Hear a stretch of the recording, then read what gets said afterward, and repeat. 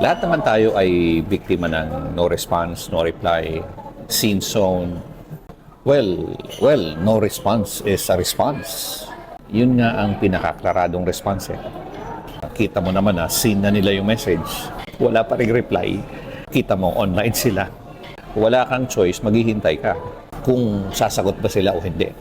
Iisipin mo ngayon, ano ba nagawa kong mali? Nasaktan ko ba siya? May nasabi ba ako? Nakasobra ba ako? Pero wala eh, silent siya, silent sila. Alam mo kung gusto nila mag-reply, reply agad yan. Kaso, hindi ka importante sa kanila. Hindi ka nila priority. Huwag ka maniwala na sasabihin nila busy sila. Kasi di ba ikaw, kahit na busy-busy ka, gusto mo mag-reply, magre-reply ka. Masakit na ba? Nahihirapan ka ba? Ikaw lagi yung nagre-reach out eh.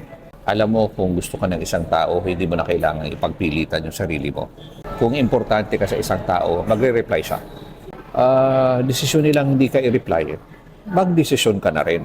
Makinig ka sa ibig sabihin ng silence niya. Ako na mismo nagsasabi, galing sa akin, huwag kang magpakatanga.